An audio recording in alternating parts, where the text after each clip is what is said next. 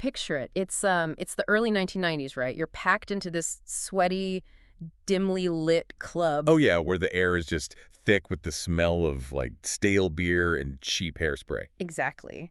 And suddenly, this roaring, super distorted bass line just shakes the floorboards right beneath your boots. The cameras flash, blinding you for a second, and the crowd surges forward as this one giant pulsating wave. Right, it's that pure, raw, kinetic energy. Yeah, on stage, this unapologetic, fierce revolution for women in rock is being born. It's loud, it's completely unvarnished.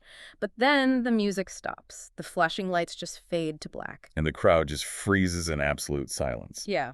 And just like that, the soundtrack of an entire generation is interrupted by this stark, devastating headline. L7 rocker Jennifer Finch dies days after revealing aggressive brain cancer. It's the kind of whiplash that, it just leaves you completely breathless. You go from the deafening roar of this massive cultural movement to just total silence in a matter of days. It really does. Welcome to Starscope Report. Join Jordan and Jamie as they uncover Hollywood drama, music industry shakeups, and viral influencer scandals. From red carpet surprises to social media controversies, we dive deep into the stories behind the fame. And today, we are taking a deep dive into the incredible life and the really shocking final days of a punk pioneer who basically helped define the whole grunge era. Right, we are going to look at the hidden depths of a musician who was honestly so much more than just the bass lines she played.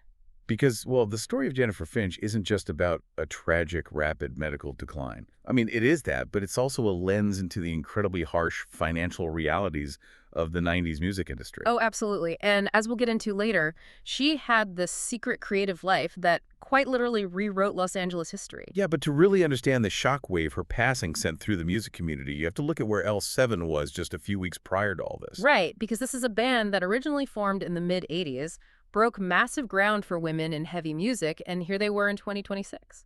Preparing for their highly anticipated last hurrah U.S. farewell tour. Exactly.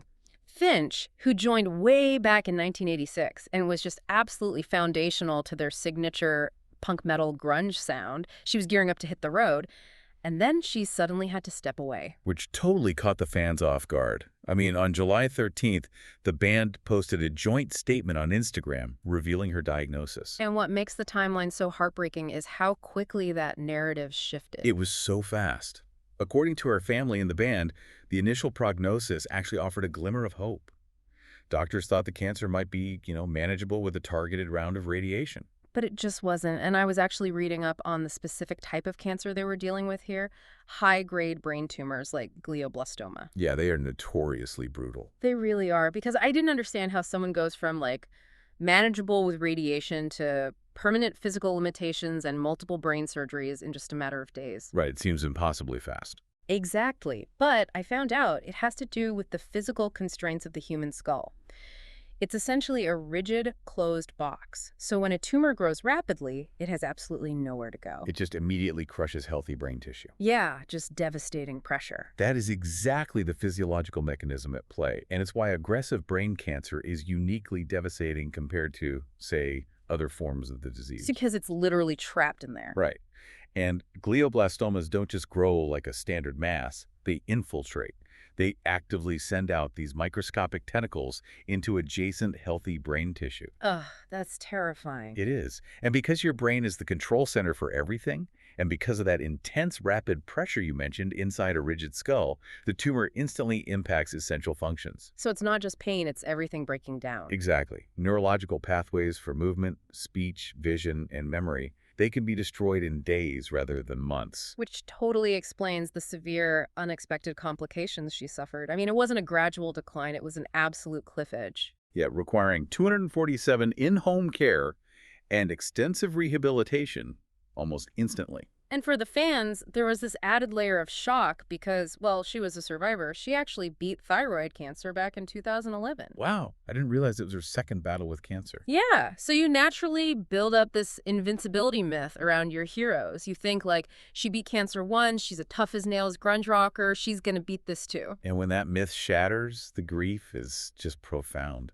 The band released a statement that really captured that devastation. They wrote, "We are shattered by the loss of our beloved bandmate, sister, and friend Jennifer Finch, whose fierce spirit, humor, and boundless creativity helped shape L7 and changed all of our lives forever." But amid all that devastation, there was a detail in the reports that completely stopped me in my What tracks. was it? While she is dealing with multiple brain surgeries, losing her physical mobility, and basically facing her own mortality, she urged her bandmates to continue the farewell tour without her. Oh, wow. Yeah, she explicitly told them to keep playing for the fans. And people immediately praised that, right? Like, as a profound level of dedication. Even in her most vulnerable state, the narrative was that she was selflessly thinking about the legacy of the band and the experience of the audience. I have to be honest, though, I am incredibly skeptical of that framing. Really? How come? Well, I don't doubt her love for the fans at all, but is it really just pure dedication? Or are we looking at the toxic conditioning of the music industry? Ah, I see where you're going with this. Right. Think about it. When you are a touring musician, you are the engine of a massive corporation. If you stop playing, the crew doesn't get paid, the managers don't get their cut, the promoters lose money. It's a huge financial ecosystem relying on you. Exactly. It's like a captain going down with the ship but using her last breath to make sure the crew safely sails on. Does an artist push the band to go on because of dedication, or because the industry makes them feel guilty for taking a sick day to literally fight for their lives? That is a really brilliant distinction to make. The touring ecosystem is built on immense pressure, and artists are often conditioned to believe that the show must go on at the expense of their own well-being. Right. They're trained to push through anything. They are. But we also have to view this through the specific lens of L7. They weren't just a corporate rock group. They were a fiercely feminist cultural force. Oh, for sure. They were deeply involved in organizations like Rock for Choice. Exactly. So for Finch, grounding that vehicle because of her illness might have felt like handing a defeat to the very movement she spent her life building. That's a good point. So it's likely a complex mix of both the intense pressure of the touring machine and a genuine, desperate desire to ensure the feminist message outlived her immediate physical presence. Well, that same machine that conditioned her to give absolutely everything to the tour is the exact same machine that left her bankrupt in her final days. Yeah, that transition is brutal to look at. It really is. And if you are loving these twists and are fascinated by how the hidden gears of pop culture actually turn, make sure you're subscribed to this deep dive, because the financial reality check we are about to uncover exposes the absolute darkest side of 90s rock fame. The financial aspect of her final days is honestly jarring. When we think of 90s rock royalty artists whose music defined an entire decade, we just assume they're insulated by massive wealth. Right, you assume they're living in mansions. Exactly. Yet, despite a lifetime of cultural impact, Jennifer Finch needed a GoFundMe for basic health care. I was looking at the math on this from the Hindustan Times, and my immediate thought was, how is this even mathematically possible? The numbers don't seem to add up at first glance. They don't. L7's 1992 album Bricks Are Heavy, which featured the massive hit Pretend We're Dead, was a cultural juggernaut. It sold over 300,000 copies. That's a huge milestone. Right, and if you estimate a rough average of $15 per copy in early 90s money, the gross sales for that one album alone were nearly $4.9 million. Almost $5 million.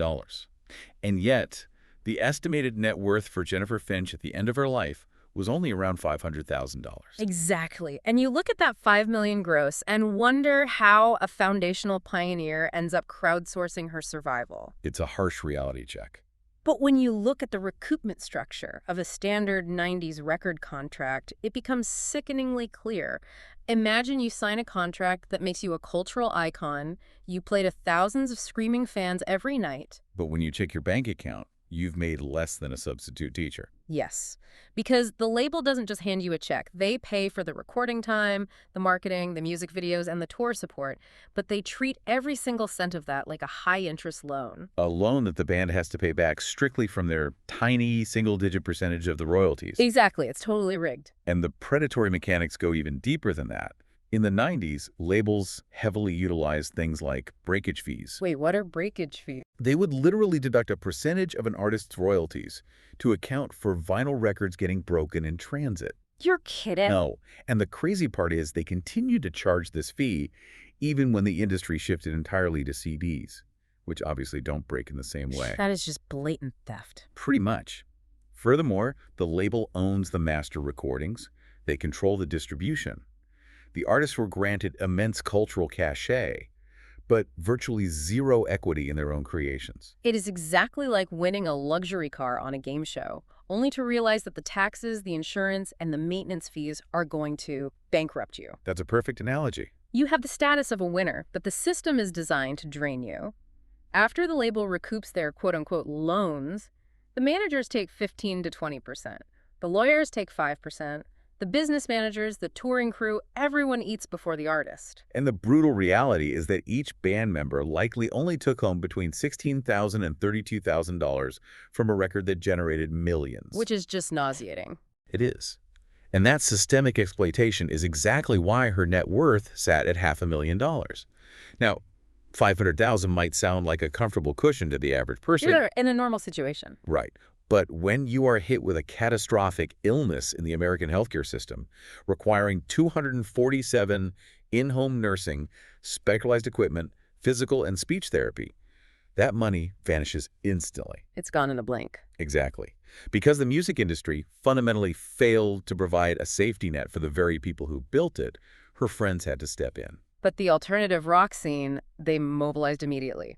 We are talking about donations pouring in from Green Day's Billie Joe Armstrong, Tool's Maynard James Keenan, Pearl Jam's Jeff Ament, the band Garbage, and Bikini Kill's Kathleen Hanna. It was an incredible display of solidarity. It really was. They completely smashed the initial goals and raised nearly $400,000. It was beautiful to witness the community catch one of their own like that. But the intention behind that GoFundMe reveals something even more poignant. Yeah, the organizers made it clear that the funds weren't solely for the staggering medical bills, right? Right. They were raising money to cover mounting legal fees to ensure the completion of a significant creative project slated for 2027, and most importantly, to preserve her physical artistic archive. Which brings us to the absolute cruelest irony of this whole story. She wasn't just trying to pay for chemotherapy. She was desperately trying to protect a beat-up box that literally holds the history of Los Angeles. It's just wild. It is, and this is the twist nobody saw coming. Later in this deep dive, we'll talk about what was actually in that archive. Stay tuned and hit that subscribe button so you don't miss what's coming next. So when most people hear the name Jennifer Finch, the immediate image is the fierce bassist for L7. Right, thrashing on stage with a bass. Exactly. But long before she ever picked up a bass guitar, a 12-year-old Jennifer Finch was secretly documenting the violent, chaotic birth of LA punk rock. Which completely reframes who she was. I mean, she was adopted, grew up in West LA, and started shooting photos at age 12. Just a kid. It's just a kid. And her initial motivation was purely pragmatic. She just wanted to get into shows for free. If a 12-year-old girl walks up to a bouncer at a grimy club and says, "I'm the photographer," they just wave her in. It's a genius workaround. Right. And by the time she was 13, she had run away from home and was hanging out with street kids in the underground scene. She was entirely immersed. And it's crucial to note the timeline here. She didn't even start playing music until she was 17. Wow. Yeah. And at 18, she formed a band called Sugar Baby Doll with Courtney Love and Kat Jelland, both of whom would obviously also become massive figures in 90s rock. Totally. But for all those formative years in the late 70s and early 80s, her primary instrument wasn't a guitar, it was a camera. And we aren't talking about a few blurry Polaroid snapshots here. When they talk about preserving her archive, they are talking about a collection of 9,000 negatives. 9,000, that's staggering. Right, spanning from 1979 to 1985. She captured incredibly intimate, behind-the-scenes, and honestly intensely drug-fueled moments of bands like Black Flag, the Red Hot Chili Peppers, and Christian Death. This huge discovery eventually resulted in a massive gallery show presented by the LA Weekly called 14 and Shooting. Which is such a badass title. It really is. But to truly appreciate these photos, you have to understand the specific environment she was documenting. The punk scene in Los Angeles during that era was not the artsy, intellectual CBGB scene of New York. No, not at all. As Finch herself described it, this was second-generation hardcore. It was born in the sprawling suburbia of Southern California. It was about dogma, pushing back against intense social control, and it was notoriously violent. Let's just visualize this for a second. You have a 5-foot-tall teenage girl standing on a sticky stage in the middle of a raw, aggressive, violent mosh pit. It sounds terrifying. It does. And I started thinking about why she was able to get these specific shots that professional adult journalists could never get. Was her camera actually a shield? What do you mean by that? Well, think about a war correspondent embedding in a combat zone. When you are a runaway 13-year-old girl in a chaotic, heavily drug-fueled underground, the physical world is incredibly dangerous. Absolutely. But when you put a viewfinder to your eye, you instantly become an observer. The lens provides a literal barrier, a piece of glass between you and the chaos. It gives you a defined role and a sense of control. That psychological framing is spot on, actually. A camera functions as a profound distancing mechanism. Right, it gives you a reason to be there. Exactly. For a vulnerable teenager navigating a marginalized community of hardcore punks and street kids, she wasn't just a runaway, she was the photographer. Which is a huge distinction. It is. It granted her an immense amount of agency in an environment where young women typically had very little. It allowed her to participate, to belong, and to document history without being entirely consumed by the physical dangers of the scene. And because she was so unthreatening, the subjects just let their guard down.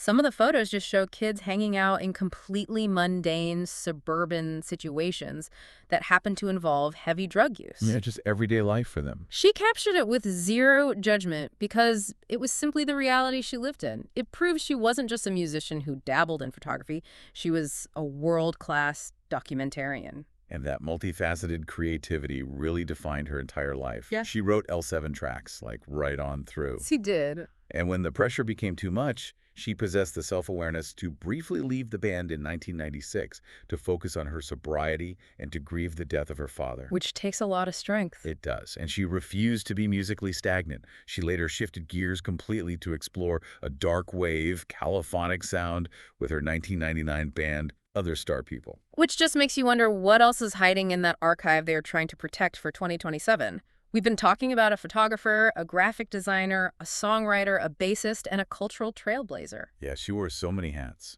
But even with all of those titles, she still managed to completely subvert expectations about who she was at her core.